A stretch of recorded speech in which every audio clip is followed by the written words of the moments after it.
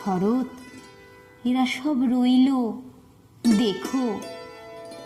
মায়ের বাসুকি শরতের ওপর তার সম্পূর্ণ নির্ভরতা থাকলেও ঘোমটার আড়ালটি ছিল অটুট।